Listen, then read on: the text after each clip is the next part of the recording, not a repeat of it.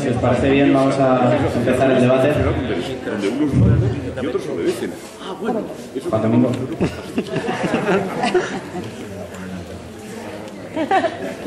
está el micro? Ahí, arriba de la bolsa. Bueno, ¿qué? ¿Borro el vídeo o...? No, deja. ¿Puedo poner aquí? Desde la caverna creo que vamos a darle una medalla a Juan Domingo por hablar. Con la animación queda. Por cavernícola. Por cliente VIP. Bueno, muy bien. Si os parece bien, tomo varias palabras, varias preguntas y pues más o menos 3 o 4, ¿no? Y luego damos la palabra a los ponentes. Entonces, levantad las manos los que queráis preguntar algo y... ¿Vale? Sí, venga, pero... que lo digan y luego dicen. ¿Alguna pregunta más? Para no perder la fama. Para no perder la fama. Bueno, pues tengo 3 turnos, doy la palabra a los 3 turnos y luego ya volvemos a abrir otro turno.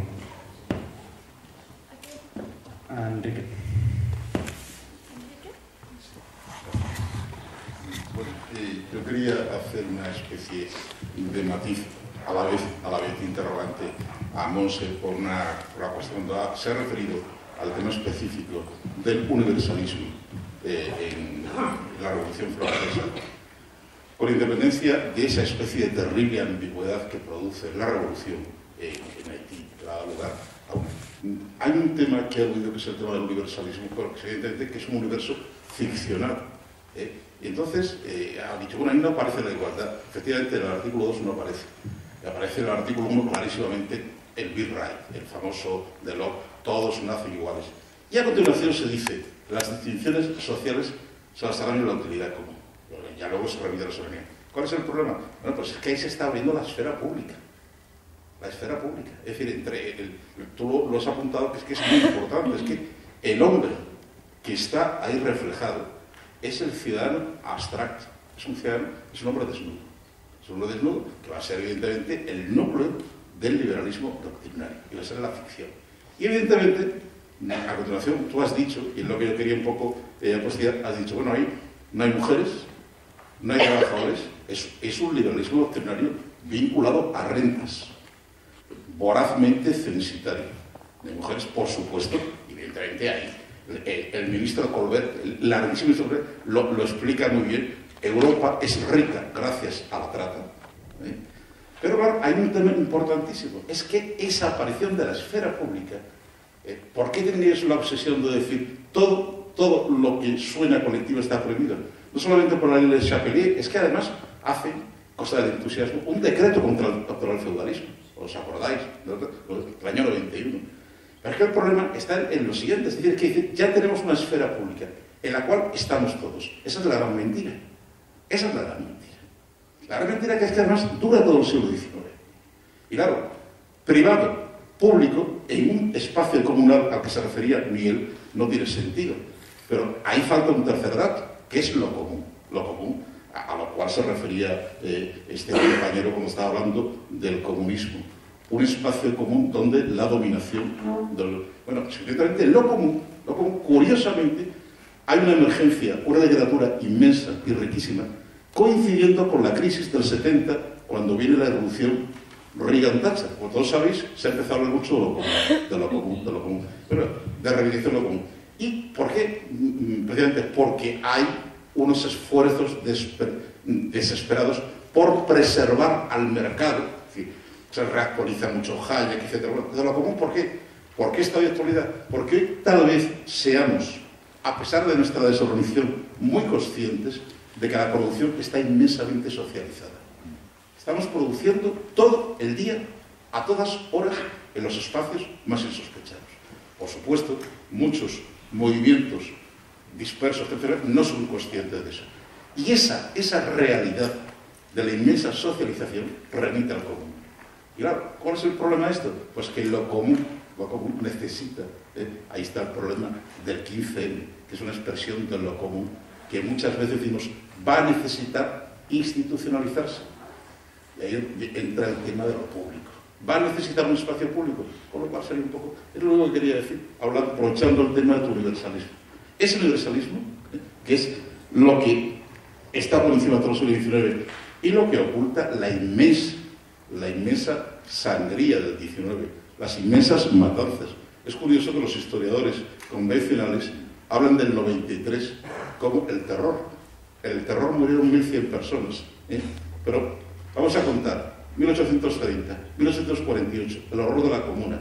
Eso sí que fue dolor y crueldad. Pero fijaros bien, ahí lo común está diseminado, está como metabolizado en lo público. Esa, a mi juicio, esa es una ficción jurídica, con ella funcionamos todavía.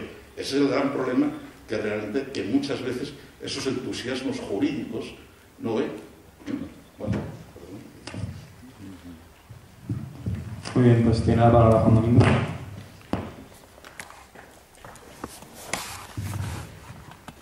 Sí, la palabra no para explicar, porque algo de consenso con las personas que han hablado hoy es grandísimo, ¿no?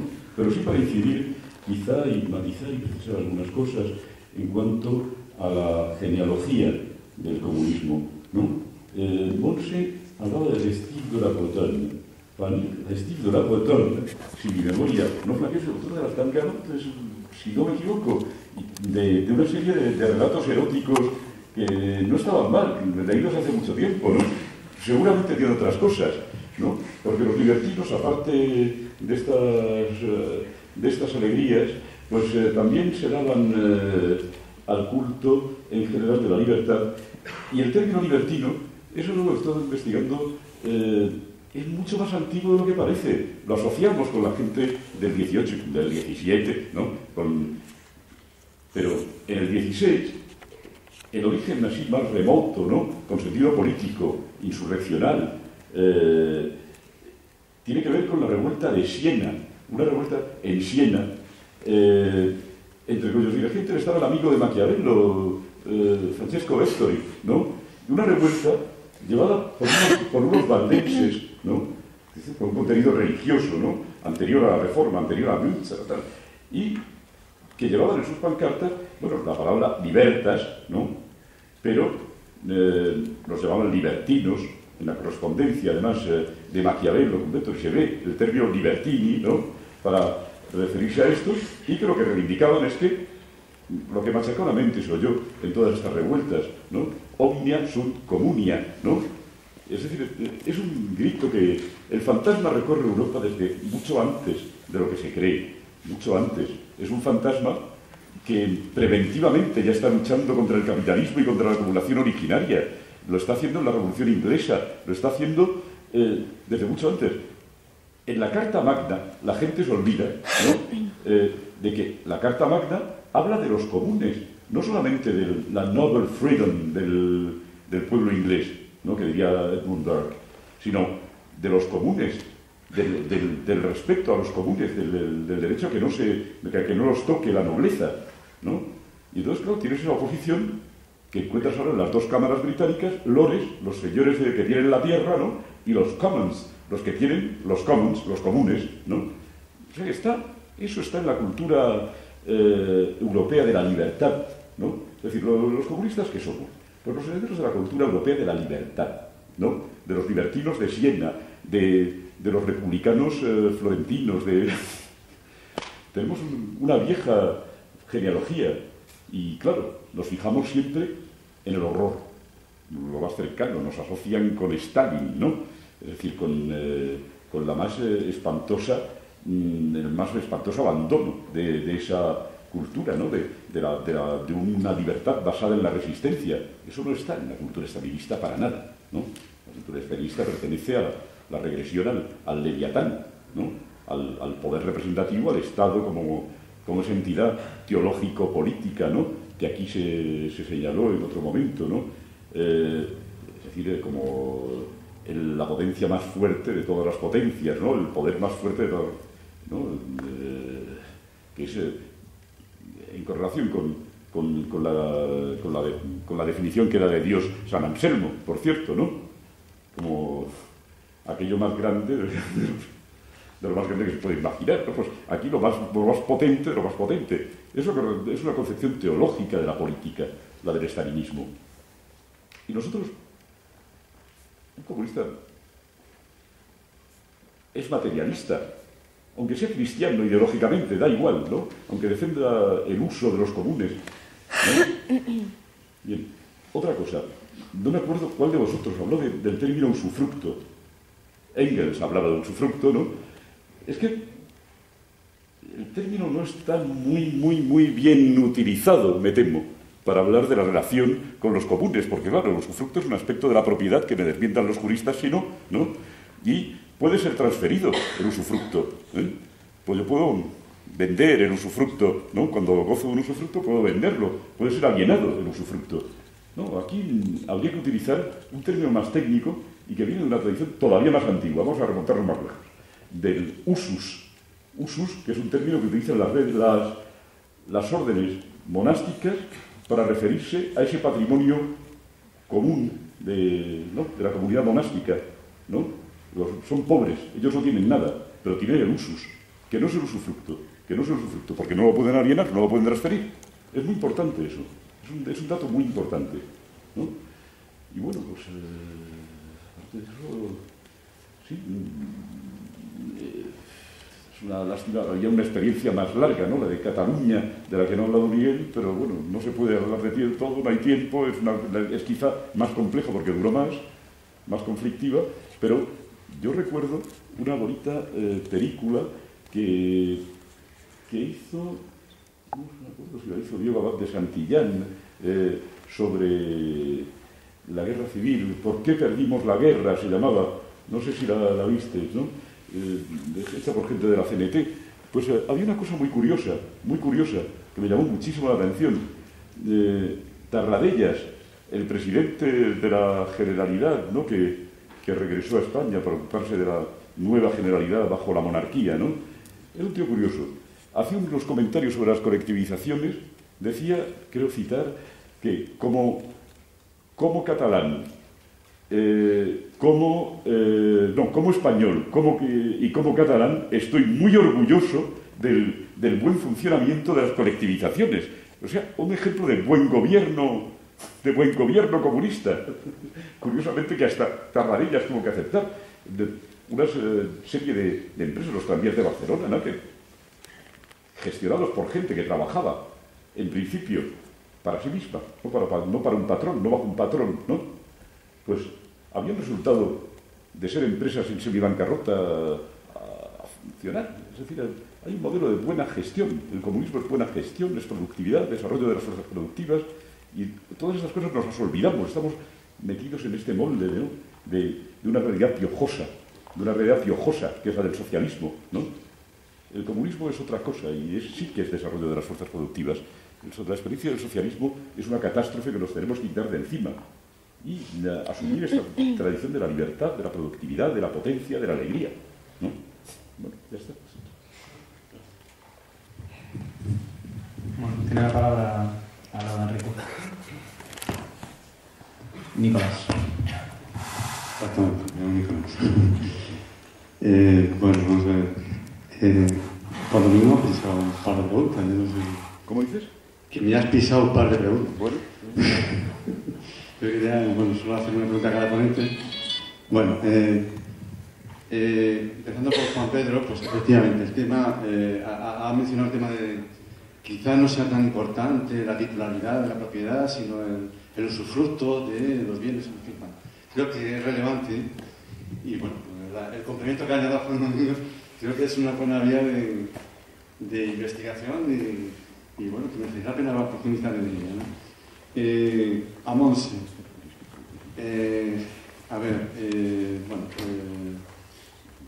yo quisiera mencionar aquí una cosa que no sé si me acuerdo o no, pero a lo mejor tiene que ver con el comunismo también, ¿no?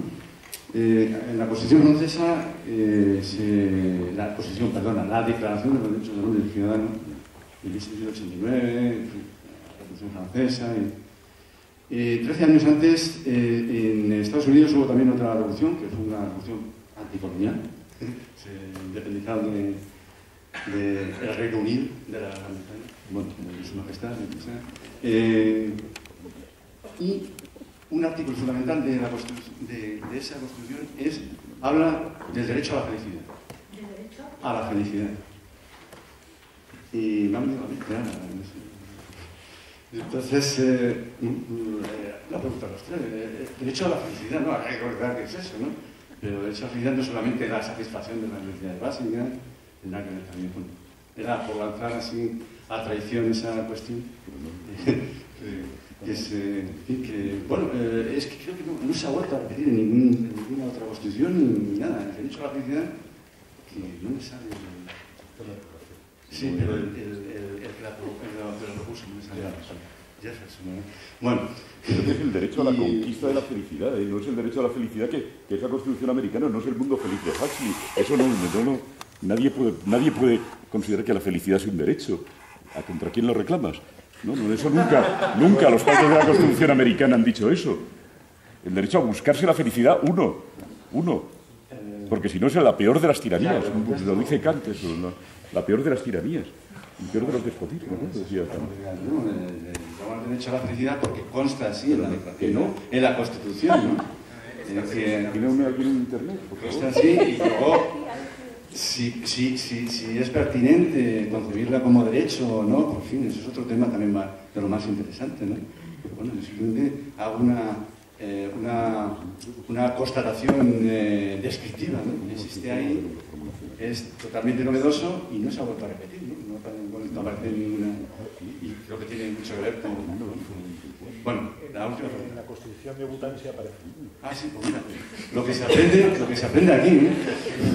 Es un reino budista. ¿En qué constitución? La de Bután. Tienen rey, es un reino budista, así. Sí, por ahí, por el Nepal, el Tíbet, ¿no? Pero se supone que es independiente. Bien. Bueno, y por último, Miguel, bueno, que si tienes ocasión de hablar algo de Cataluña, pues que yo te invito a privado. Yo también. Aunque sea a grosso modo, ¿no? Vale, gracias. Tiene la palabra los ponentes.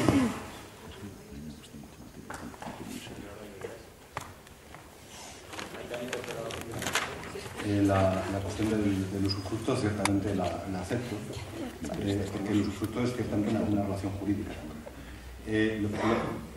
Lo que insistiría respecto de ella es que de alguna manera, aunque no es el uso, aunque de alguna manera es un límite a la propiedad privada como derecho de uso y de uso. El propietario privado puede privar a cualquiera del paso por sus tierras, salvo a quien tenga derecho de usufructo. De manera que de alguna manera es un límite, pero acepto perfectamente la cuestión. Uso. La fórmula usufructo es citada de Engels, no sé si de Engels o del traductor.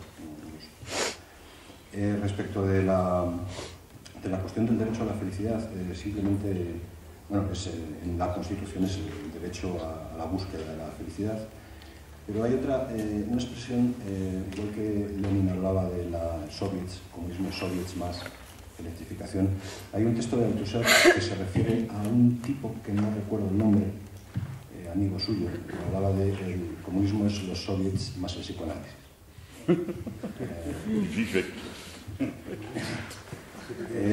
No. Claro. Que es otra forma de decir lo mismo. Comunismo como aquella sociedad en la que no solamente tenemos electrificación, tenemos medios de supervivencia, sino que además podemos ser felices, ¿no? Que podemos, en sentido espinocista, aumentar nuestra potencia, aumentar la alegría.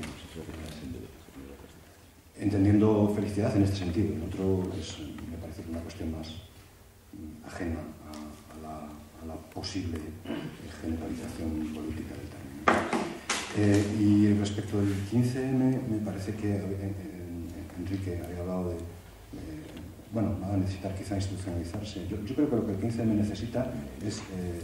necesitaría es poder para hacer cumplir sus decisiones, no institucionalizarse.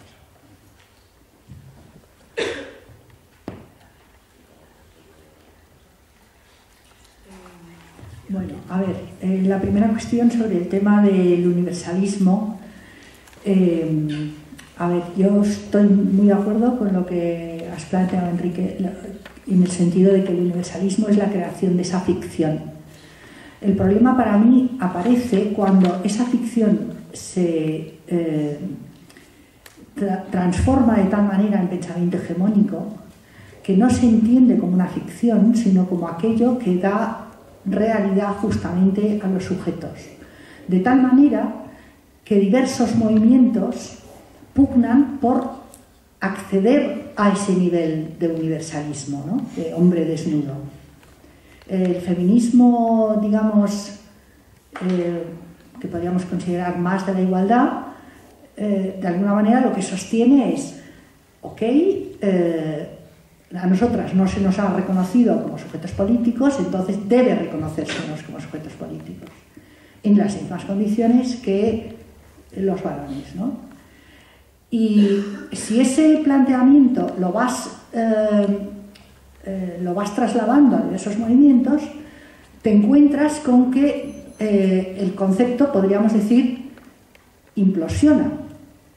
Porque justamente por lo que estaba diciendo antes, porque si tú te encuentras con que esa ficción solo corresponde a las condiciones, digamos, de vida, en tanto a ser autónomo, independiente, propietario, no dependiente, etcétera, etcétera, de una capa relativamente escasa de la población mundial, en el momento en que los movimientos, digamos, piensan con esa concepción e intentan introducirse dentro de ese ámbito, lo que les ocurre es que no pueden. ¿Por qué?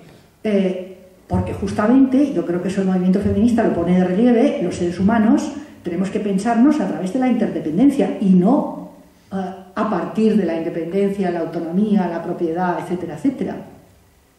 Si colocas en el centro la concepción de la interdependencia, somos seres humanos que somos interdependientes unos de otros, que nacemos todos de un cuerpo de mujer, que somos socializados en espacios, digamos, públicos, compartidos, etc. Claro, te encuentras con que ese concepto que aparentemente es universal abstracto no nos da cabida. Lo mismo pasa con, digamos, con pensadores que arrancan de posiciones descoloniales, de posiciones de crítica postcolonial, etcétera, etcétera, ¿no?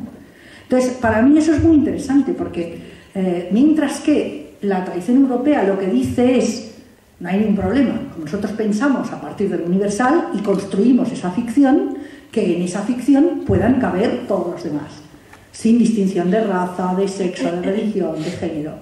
Y lo que, a mi modo de ver, ese tipo de planteamiento no visualiza es que justamente porque está pensado a partir de la generalización de unas condiciones de vida de una capa propietaria dominante masculina, no es posible generalizarlo a capas de la población que están en condiciones muy distintas, que no tienen propiedad, que a lo mejor digamos, tienen capacidad de reproducir, que tienen otro color de piel, que tienen otra tradición, que igual están en una cultura en la cual la religión pues tiene otros planteamientos, etc. Entonces, es ahí donde yo creo que juega.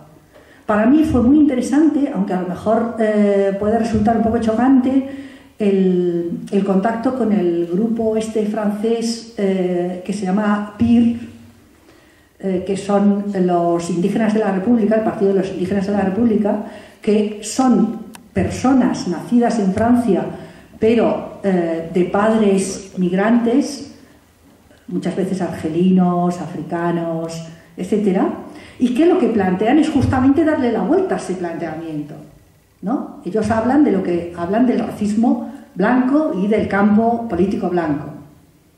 Entonces, cuando se les critica a ellos, vosotros sois racistas, ellos dicen, oiga, no, vamos a ver si nos aclaramos. O sea, usted está hablando desde una particularidad que transforma en generalidad. Yo estoy hablando desde una particularidad que se reconoce como tal particularidad. Veamos si podemos construir un común. Pero no me pida que yo me transforme, digamos, me ponga bajo el paraguas de su universal, porque es que no quepo, no sé, ¿no? Entonces, ese punto a mí me parecía ahí interesante en esa cuestión. Aunque, o sea, justamente en parte por lo que tú planteabas, ¿no? Que habría como que darle más vuelta.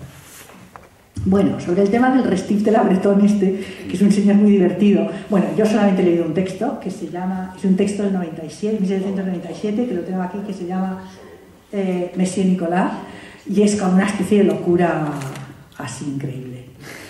Pero me gustaba, bueno, aparte que el Grandjean, que es el historiador, pues lo cita, porque es verdad, eso lo comprobé, que en el libro hay una carta en la cual se utiliza el término comunismo. Me gustaba porque el comunismo, digamos, tiene esa tradición como libertina. El otro día apareció el tema de la comunidad de mujeres, que aparece en el manifiesto, y esa cosa de no te preocupes que yo no te voy a quitar la mujer. O sea, que es como, ¿no? Como que tiene un aura de si todos podemos disponer de los bienes comunes, hombre, la que se va a liar aquí va a ser una orgía descomunal, empezando por el uso de los placeres. Y entonces esa dimensión, podríamos decir, antipuritana del comunismo, a mí la verdad es que me gusta, no sé, me parece muy interesante. O sea, frente a esta especie de puritanismo y austeridad, muchas veces de algunas tradiciones políticas, pues yo creo que ahí hay esa fuerza, pudiéramos decir, de que lo común es rico, es potente, y es algo en lo que, bueno, podemos encontrarnos muchísima gente, ¿no? O sea, no hay necesidad de marcar de esa manera la propiedad privada de lo que es tuyo y lo que es mío y lo que puedes y lo que no puedes y cómo y tal.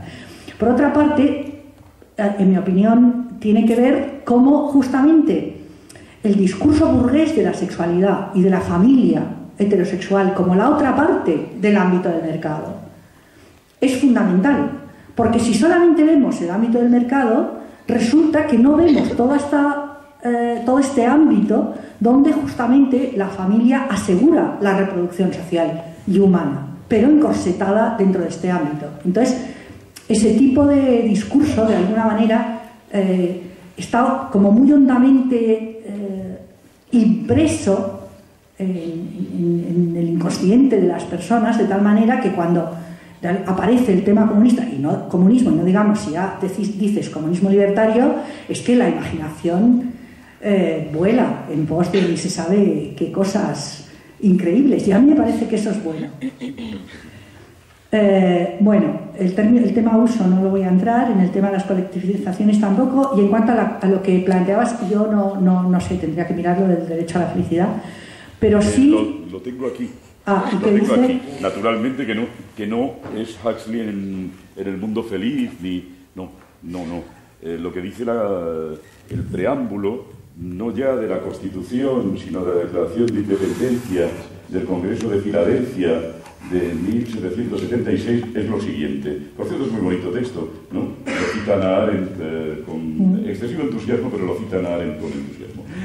Sostenemos como evidentes por sí mismas dichas verdades, que todos los hombres son creados iguales, que son dotados por su creador de ciertos derechos inalienables, que entre estos están la vida, la libertad y la búsqueda de la felicidad. Es muy importante este matiz que insiste muchísimo Hannah Arendt en él, ¿no? Porque es lógico. Decía Kant que cualquier gobierno que busque la felicidad de sus súbditos es el peor de los despotismos, ¿no? Como una república que busca la libertad, aunque sea en estas condiciones formales, puede garantizar la libertad, puede garantizar la felicidad. El comunismo no pretende garantizar la felicidad, y eso lo puedo garantizar, ¿no? Lo único que puedo garantizar es que yo no lucho por garantizar la felicidad, que cada cual nos apañemos, entre todos nos apañaremos, y cada cual también, pero que haya una estructura política que garantice la felicidad es el peor de los despotismos. No, gracias. Ahí solamente quería añadir, a lo mejor está en esa tradición, no lo sé, pero en uno de los últimos textos de Nancy Fraser, ella plantea que justamente si sustituyéramos el tema de bienestar por felicidad, introduciríamos en el ámbito, digamos, de un poco de lo que hablábamos el otro día, de esas necesidades básicas, o sea, de esos niveles, podríamos decir, de subsistencia, no solamente tener cubiertas las necesidades básicas, sino también toda una serie de relaciones, afectos, etcétera, que permiten vivir bien. Entonces yo no sé si eso lo podríamos ligar quizá con alguna cuestión como lo de la buena vida y todo este tipo de cosas. Sí, pero es otra cosa, no hay garantías. Yo pido la palabra para después. Digo para que te digan bien. Un derecho político, yo tengo derecho a ser feliz, entonces reclamo. Voy a empezar con una cosa sobre el 15M porque no tiene mucho que ver con lo que estamos discutiendo, pero bueno, que ha salido. Entonces, a mi modo de ver, y comentamos antes que soy, digamos, militante del 15M, me siento bastante preocupado en este momento. Yo creo que el gran problema que hay ahora mismo es convertir un movimiento que ha sido capaz de ser indignado y desobediente, de expresar la indignación en términos de desobediencia, convertirlo en un escenario muy diferente desde el punto de vista político.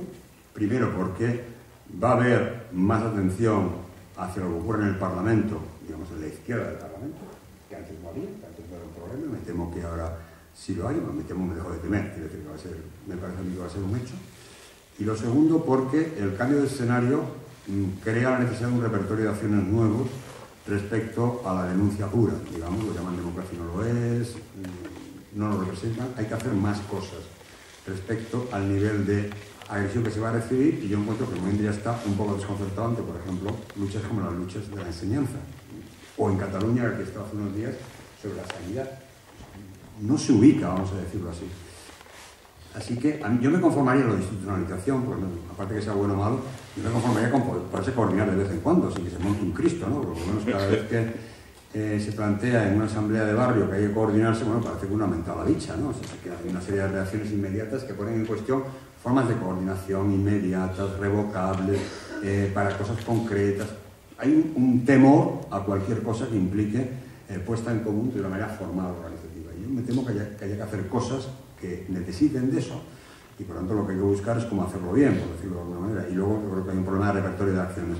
O sea, no es para estar, digamos, asustado, pero para estar preocupado un poco sí, porque además es que necesitamos mucho ese movimiento, ¿no? Si como no lo tengamos, estamos olvidados. Eso era lo primero que quería decir. Lo segundo, ha salido el asunto del puritanismo. Yo creo que el puritanismo es incompatible con el comunismo. O sea, es muy compatible con el estalinismo, por poner un ejemplo de Juárez, pero yo no entiendo cómo se puede ser comunista y puritano. Y en la experiencia histórica de la izquierda que yo he vivido en este país, ha habido un puritanismo extremo asociado a la idea de revolución. Y eso es una cosa que me ha parecido siempre una cosa, vamos, que repele, ¿no? Es que no puede ser, ¿no? Y aparte que el puritanismo suele tener efectos secundarios, pero apreciables en cuestiones como la opresión de las mujeres. Así que todo lo que sea, digamos, ponerlo en cuestión me parece bien, especialmente de cara al futuro, ¿no? A la hora de pensar en cómo queremos que viva la gente y todo eso. Sobre el asunto de la felicidad, no hablaban como derecho, pues, bueno, han dicho cosas, tal, vale, a ver, no lo he pensado. Y desconfío mucho de formular, digamos, objetivos morales en términos de derechos. Pudiera ser. Pero lo que sí estoy convencido es de que es un motor enorme de la acción humana. Poderosísimo. O sea, la búsqueda de la felicidad es algo que tiene una capacidad de motivación enorme. A mí me han preguntado, como uno ya está muy viejo y lleva muchísimos años militante, me preguntaban, bueno, y tú, por ejemplo, en la lucha contra el franquismo, ¿por qué eras militante? Bueno, por muchas razones, pero una de ellas es porque quería ser feliz. Como sin la menor duda. Y además porque lo era. O sea, no la felicidad está abstracta del día de mañana, no. Es que militando yo lo encontraba muy satisfactorio. De luego, para sufrir siempre hay tiempo, ¿no? Entonces, eso significaba una serie de reír de Washington, no voy a contar la película heroica, pero había una... Y además yo pienso que la compartíamos todos. Es que, joder, digamos que nos gustaba aquello, vaya, ¿no? Nos gustaba aquello. Si no lo hubiéramos hecho, me parece bien y lo quería plantear. Entonces, creo que hay que tratar de buscar en el mundo en que vivimos contenidos alternativos de felicidad, porque es verdad que hay un modelo establecido, un sentido de la felicidad establecido por el sistema, vinculado al consumo y otras cosas, y hay que cambiarlo, ¿no?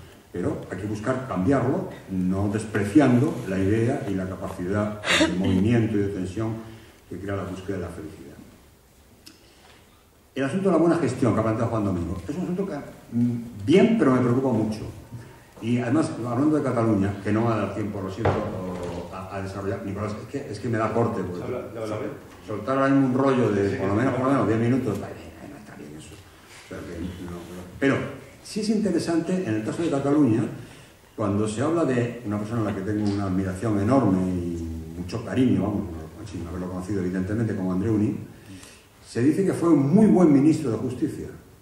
Y lo fue en el gobierno de la Generalitat. Fue un ministro muy eficaz, hizo leyes muy importantes, buscó un control de las cuestiones más de represión incontrolada que había en la zona republicana, estableció leyes muy positivas sobre los derechos de las mujeres. Hizo todo eso y contribuyó a desmontar la estructura de milicias directamente. Entonces, claro, la idea de eficacia, de buena gestión, que a veces es un regalo que nos da. Me acuerdo que cuando en un gobierno de Mitterrand en Francia, hace ya como 30 años, había un ministro del PC que se llamaba Mitterrand, se llamaba Charles... no sé el nombre. No. Un tipo que era el número 2 del PC de la época. Ya me entra el nombre. Puede ser Fitterman, no recuerdo exactamente el nombre. Bueno, entonces le encargaron de la aviación, ¿no? Qué buen ministro de aviación, qué eficaz es, cómo ahorra en gestión. Bueno, no digo yo que sea un valor despreciable, pero hay que colocar digamos, los oficios de los comunistas en instituciones que no son ajenas, digamos, en función de criterios en los que hay que valorar, bueno, no la buena gestión fundamentalmente, ¿no? Sino el significado político de lo que se hace. No lo decía para polemizar contigo, pero sino es algo que me da siempre un poco de tensión, ¿no? Pensando particularmente en la experiencia de mí.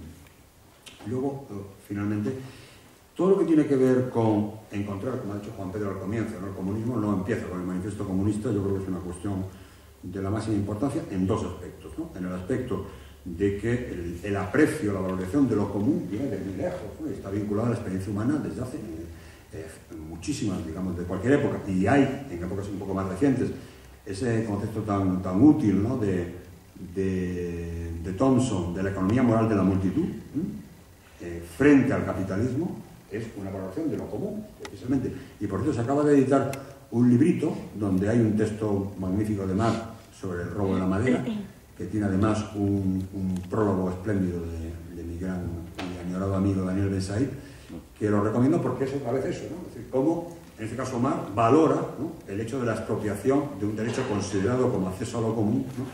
Y cómo eso contribuye además a la acumulación originaria, por otra parte. Así que yo encuentro que eso debe de ser muy valorado. En los términos, digamos, de usos políticos actuales, tenemos, creo yo, que crear una idea de lo común adaptado a esta época del capitalismo tan agresivo. Es decir, ¿qué consideramos común, ¿no? ¿Por qué combatimos? Digamos, ¿qué forma de derechos sociales pensamos que son comunales? ¿Qué forma de la gestión social debe estar en la base comunal de la sociedad? No simplemente en manos de aparatos de Estado, por muy democráticos que sean.